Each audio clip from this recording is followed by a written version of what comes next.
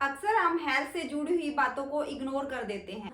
Healthy तो सब रहना चाहते हैं, लेकिन कोई अपने एफर्ट्स नहीं देना चाहता, कि यानी प्रयास नहीं करना चाहता। हमें ऐसा लगता है कि हमें कुछ नहीं होगा, और उसी का रिजल्ट होता है कि हमारी हेल्थ डाउन चली जाती है। हेल्थ डाउन तो कुछ भी अच्छा नहीं हो सकता। अच्छा तो तभी हो सकता है जब हम अपनी हेल्थ को इम्पोर्टेंस देंगे। जैसे मैं हमेशा कहती हूँ, हेल्थ इज वेल्थ। हेल्थ है तो सब कुछ है। हेल्थ अगर अच्छी होगी तो आप अच्छे से जो चाहते हो अपनी लाइफ में अचीव कर सकते हो, यानी पा सकते हो। अगर हेल्थ अच्छी नहीं है तो आपके लिए सब वेस्ट है, आप कुछ भी नहीं कर सकते। इसीलिए मैं आपको एक विटामिन की सीरीज बना रही हूँ पूरी, जिसमें आपने पहले भी देखा होगा कि मैंने विटामिन B1 और B2 के बारे में बताया है। उसी तरह आज मैं विटामिन B3 के बारे में बात करूंगी, कि ताकि आपको अगर इस चीज़ के बारे में नहीं पता कि विटामिन्स हमारी बॉडी के अंदर कितने ज़्यादा ज़रूरी है, अगर वो वीडियो नहीं देखी तो प्लीज़ वो वीडियो देख लीजिए।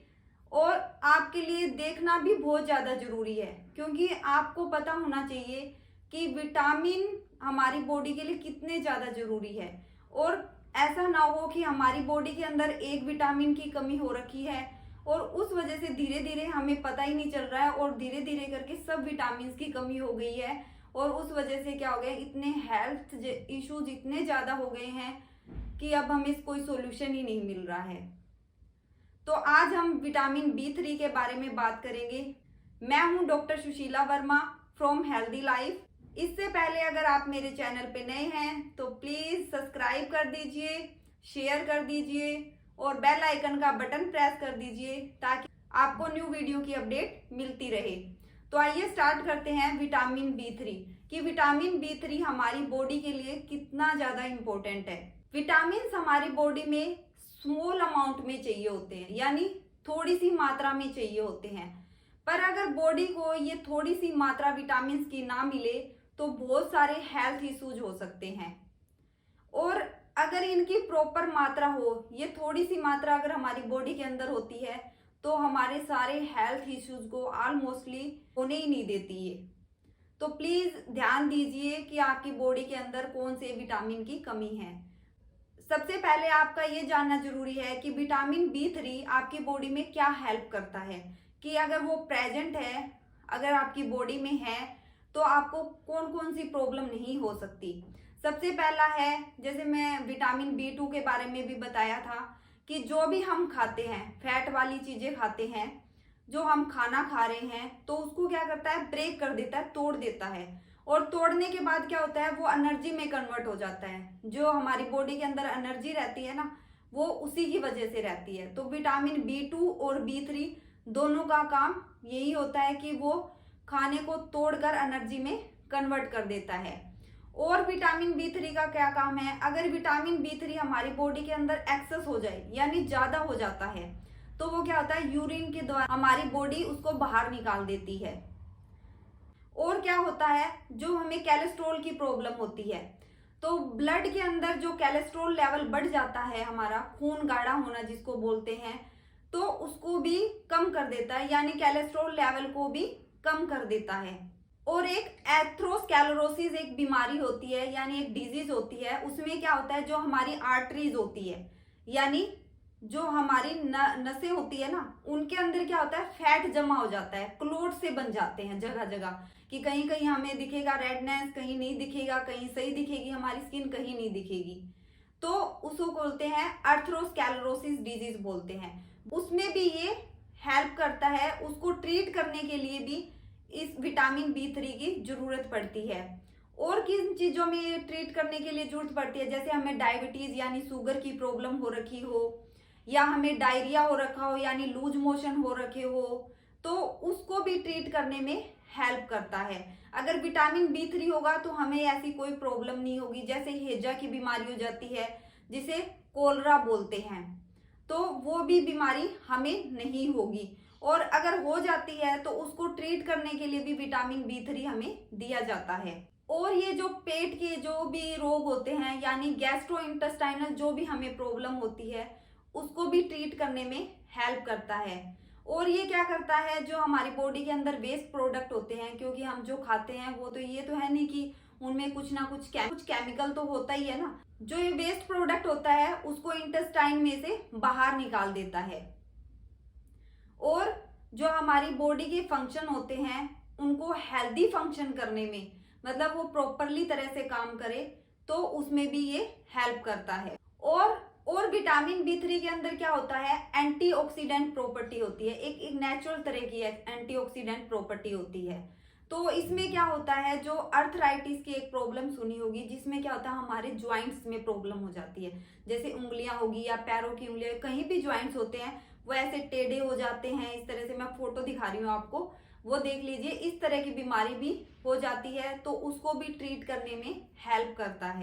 और ये जो हमारी स्किन पर जैसे रिंकल्स वगैरह पड़ जाते हैं, यानी झुर्रियां पड़ जाती है, या लाइनें वगैरह हो जाती है, या डार्क स्पॉट हो जाते हैं कि कहीं कहीं धब्बे से दिख रहे, कहीं ब्लैक दिख रही है स्किन, कहीं हमारी ब्राइट दिख रही है, तो उसको भी ट्रीट करने में हेल्प करता है। अगर विटामिन बी3 हमारी बॉडी के अंदर होगा तो हमें ये प्रॉब्लम नहीं होगी। और जैसे हमारे ब्रेन सेल्स को भी हेल्दी रखने में हमारी हेल्प करता है। ब्रेन सेल्स यानी जैसे हमें कभी डिप्रेशन यानी चिंता हो जाती है, टेंशन हो जाती है, तो वो हमारी टेंशन को कम कर देता है। और ये किसमें हेल्प करता है, जैसे हमारे साइको के पेशेंट बोलते हैं ना, जिसको साइकोलॉजिकल पेशेंट बोलते हैं, इसे हेलोसिनेशन भी बोलते हैं, तो उस बीमारी को भी ट्रीट करने में ये हेल्प करता है। तो ये हमें अब विटामिन बी3 किन किन चीजों से मिलेगा, जैसे मैं हमेशा बताती हूँ कि जो हमारी नेचुरल चीजें हैं, यानी साग सब्जियां, वेजिटेबल्स हैं, फ्रूट्स हैं, या ड्राई फ्रूट्स हैं, ड्राई फ्रूट्स में कोई भी बादाम, अखरोट, जो भी आप खाना चाहते हो, उनसे हमें विटामिन बी3 मिलता है। कि एक्चुअली इन सब चीजों से हमें सारे विटामिन ही मिलते हैं। और हमें जो डेयरी प्रोडक्ट होते हैं, यानी दूध, दही, लस्सी, पनीर, जो भी हो गया डेयरी प्रोडक्ट, जो भी होते हैं दूध से बनी हुई चीजें, उनसे हमें विटामिन बी3 मिलता है। और हमें विटामिन बी3 किन से मिलता है, जैसे पीनट्स हो गई, यानी मूंगफली हो गई, मशरूम हो गई, और जो नॉन वेजिटेरियन होते हैं उनके लिए फिश में सबसे ज्यादा विटामिन बी3 पाया जाता है। और अब कि हमें अगर विटामिन बी3 की कमी हो जाती है हमारी बॉडी के अंदर, तो हमें कैसे पता चलेगा, कौन कौन से सिम्टम दिखाई देंगे। तो सबसे पहले है प्लेगरा, जैसे मैंने विटामिन 2 की वजह से भी बताया था, अगर आपने वो वीडियो देखी हो, तो प्लेगरा जो डिजीज है वो क्या होती है, विटामिन बी2 और बी3 दोनों की वजह से हो सकती है। और क्या होता है, हाइपर पिगमेंटेशन, जैसे मैंने स्किन की प्रॉब्लम बताई है ना, तो वो भी ज्यादा हो जाती है अगर विटामिन बी3 की कमी हो रही है। हम सारे ट्रीटमेंट करवा चुके हैं पर हमारी जो पिगमेंटेशन है वो नहीं जा रही है, तो वो क्या होती है, विटामिन बी3 की कमी की वजह से हो सकती है। और क्या होता है, जैसे हमारे मुंह हो गया जैसे पूरा, और जो हमारी टंग हो गई यानी जीभ हो गई, तो उस पर क्या आ जाती है, स्वेलिंग आ जाती है, सोजन आ जाती है। तो एक रीजन वो भी माना जाता है कि विटामिन बी3 की वजह से हमारे मुंह के अंदर और जीभ यानी टंग के अंदर स्वेलिंग आ जाती है। और हमें डायरिया की प्रॉब्लम रहती है, यानी लूज मोशन की हमें प्रॉब्लम रहती है, या हमारा डाइजेस्टिव सिस्टम है वो प्रॉपर तरह से काम नहीं करेगा, कि हमें कभी कॉन्स्टिपेशन की दिक्कत हो गई है यानी कब्ज की दिक्कत हो गई है, कभी हमें लूज मोशन हो रहे हैं, मतलब प्रॉपर हमारा डाइजेशन नहीं हो रहा, तो वो विटामिन बी3 की कमी की वजह से होता है। और विटामिन बी3 की कमी की वजह से क्या हो सकता है, एक इरिटेबल बाउल सिंड्रोम होता है, इरिटेबल बाउल सिंड्रोम। तो इसमें क्या होता है, जो हमारा स्टमक होता है ना, स्टमक के अंदर ना दर्द होता रहेगा, जैसे अचानक से दर्द हुआ और फिर ठीक हो गया, फिर हुआ फिर ठीक हो गया, इस तरह बाउल की तरह दर्द उठता है, तो वो प्रॉब्लम हमें रहती है। तो समझ जाइए हमें विटामिन बी3 की कमी हो रखी है। और हमें विटामिन बी3 की कमी का कैसे पता चलेगा, और हमें एंजाइटी की प्रॉब्लम रहती है कि हमेशा हम टेंशन में रहते हैं, हमें खुद को नहीं पता होता क्यों टेंशन हो रही है बिना किसी रीजन के, पर हम डिप्रेशन में रहेंगे, टेंशन रहेगी हमें, उसे एंजाइटी बोलते हैं, तो वो हमेशा रहती है। फिर लोग क्या करते हैं, एंजाइटी की टैबलेट खाते रहते हैं खुद को, क्योंकि वो टैबलेट खाने के बाद ना जो बंदा होता है, मतलब जो भी खाता है, वो बिल्कुल रिलैक्स माइंड हो जाता है, मतलब हर चीजों से फ्री हो जाता है। एक तरह की नशे की दवाई लगा लो, एक तरह का उसका काम करता है कि मैं बिल्कुल फ्री हो जाएगा, टेंशन फ्री, उसे किसी चीज की टेंशन नहीं रहेगी। तो एक तरह की एंजाइटी भी उसको फील होती रहती है। अगर आपकी बॉडी में विटामिन की कमी है, यानी विटामिन B3 फिर भी कम है, आप सब्जियां वेजिटेबल सब कुछ खा रहे हैं फिर भी विटामिन B3 की कमी है, तो कुछ लोग इसको सप्लीमेंट्स में भी लेते हैं। मैं भी कुछ लोगों को सप्लीमेंट्स के रूप में इनको देती हूँ। तो वो डिपेंड करती है पर्सन टू पर्सन कि उनको कितनी क्वांटिटी चाहिए, कि दिन में 1 बार लेनी है या 2 बार लेनी है या 3 बार लेनी है। इसलिए कभी भी विटामिन की टैबलेट लो तो आप एक बार किसी डॉक्टर से पूछ लेना या राय ले लेना, या जो भी आपका नोन है जो फिटनेस के अंदर जो काम कर रहा है, हेल्थ के अंदर या डाइटिशियन के अंदर, एक बार उनसे राय जरूर ले लेना। उनसे पूछ लेना कि मुझे मल्टीविटामिन कितने टाइम खाने चाहिए, 1 बार खाना चाहिए, 2 बार खाने चाहिए या 3 बार खाने चाहिए।